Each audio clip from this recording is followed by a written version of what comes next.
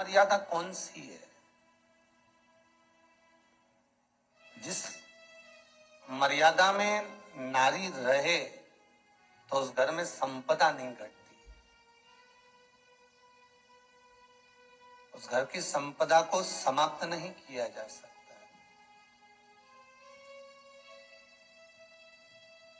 चार मर्यादा माता लक्ष्मी, मां सरस्वती के सामने माता पार्वती जी से पूछ रही, वो मर्यादा है कौन सी जिस मर्यादा के बल पर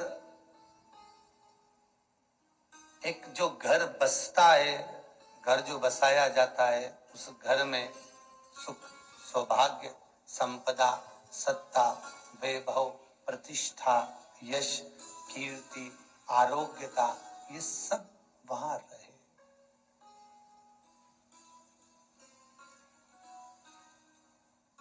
पहला, मां पार्वती ने माता लक्ष्मी को कहा, अतिथि देवो भव।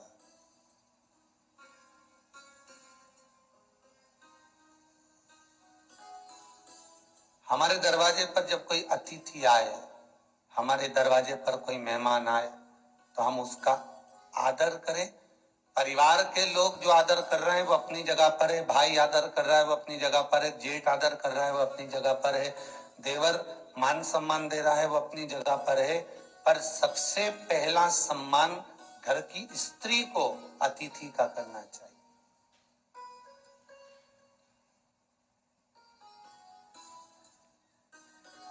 सास के मेहमान आ गए, पहचान वाले, बहुवन मालूम पड़े अपने कमरे में बैठी हुई है। मेहमानों ने आकर पूछ लिया, क्यों बहू नहीं दिख रही? बस आ रही होगी। सास गई, रसोई घर में से पानी लाकर पिला दिया। फिर मेहमानों ने पूछा, बहू नहीं दिख रही? बस आती होगी। 2 बार सास ने गिलास भी गिरा दिया कि एक आध तो आ जाओ रही ऊपर से, पर नहीं। जब सास ने चाय रख दी और चाय रखकर सास फिर लेकर आई, तो बहुओं के मन में आया, चलो सास ने चाय बना दी है, खुशबू ऊपर आ गई है, अब चलते हैं। और बहू फिर नीचे आई, जो मोटी चाची आई थी उनको प्रणाम करा और अंदर जाकर चाय जो बनी थी उसको पिया।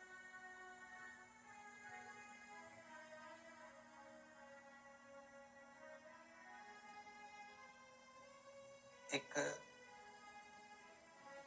गरुड़ पुराण में लिखा है, 94 तरह के नरक में एक नरक है जो दरवाजे पर आए हुए अतिथि का सम्मान नहीं करता, उसको जल नहीं पिलाता, उसका मान सम्मान नहीं देता, उसका आतिथ्य नहीं देता, उसके लिए भी एक नरक रखा गया है।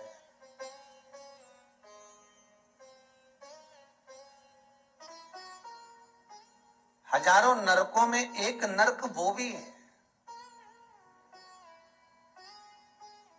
जिसका हमने आतिथ्य ना करा हो।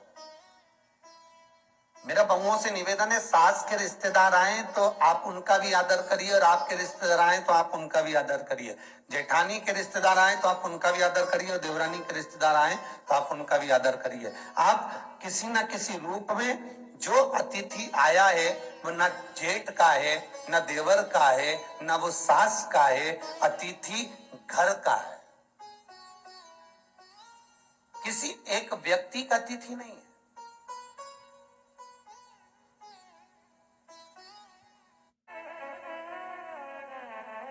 बड़ी बहू सोचे कि मैं घर की बड़ी, बड़े परिवार की, मेरे पास में बहुत धन दौलत, मैं काय को गिनूं किसी मेहमान को। छोटी बहू सोचे मैं काय को गिनूं, मंजिली सोचे मैं काय को गिनूं, संजिली सोचे मैं काय को गिनूं।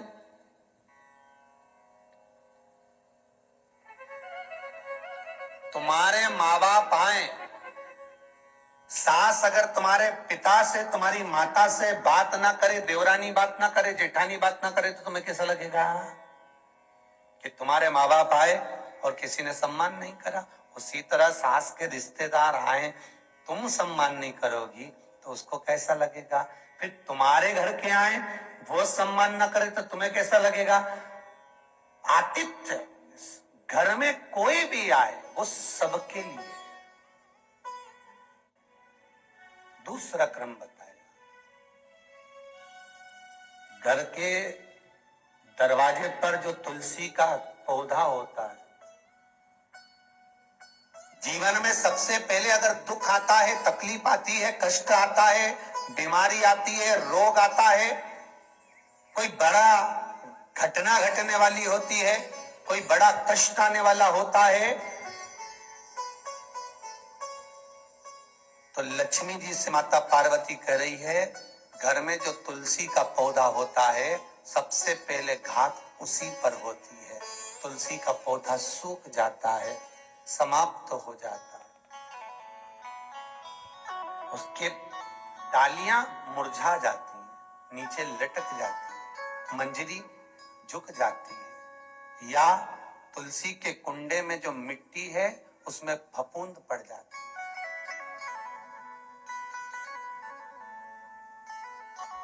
इतना सुंदर बात कही है महाराज।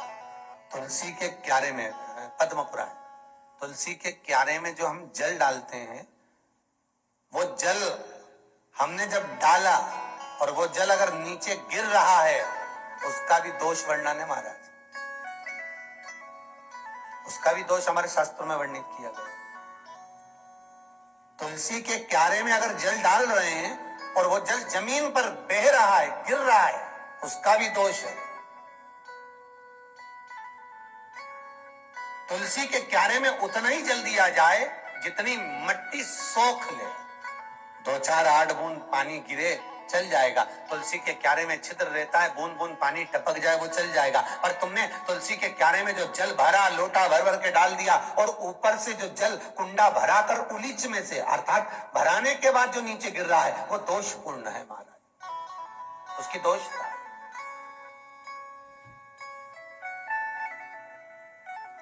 वो दोष दे दे। तो लक्ष्मी से माता पार्वती जी कह रही हैं कि दूसरा क्रम है घर में वैभव, लक्ष्मी, संपदा, प्रतिष्ठा, यश, आरोग्य को पाने के लिए तुलसी के क्यारे की आराधना, तुलसी के कुंड को नमन करना। तीसरा क्रम कहा, घर में चाहे नल लगा हो, चाहे आरओ का प्लांट लगा हो, पानी का, घर में छोटा छोटा आरओ प्लांट लगा रहता है, फिर भी घर के अंदर रसोई घर में एक छोटा सा मटका, मटका नहीं तो हंडा, हंडा नहीं तो बाल्टी, बाल्टी नहीं तो कलसा, पानी का भरा हुआ जो नारी रखती है, दूसरे दिन उस पानी को बाहर ढोल कर फिर वापस धोकर भर लेती है। मटका रोज धुलता है, हंडा रोज धुलता है, प्रतिदिन का। जितना जल उस पात्र में रहता है, भरता है, ऐसे ही घर में संपदा बढ़ती। 3 क्रम बढ़ता। चौथा, नारी के मस्तक पर जो चीर होता है, ये पूर्वज, इसी चीर से कथा प्रारंभ हुई थी और वहीं पर पहुंच गई। लक्ष्मी पार्वती के संवाद पर चल रही है महाराज। मस्तक पर जो चीर होता है, मस्तक पर जो वस्त्र होता है, वो वस्त्र पूर्वजों का, पितरों का, कुल देवी देवताओं का आशीर्वाद।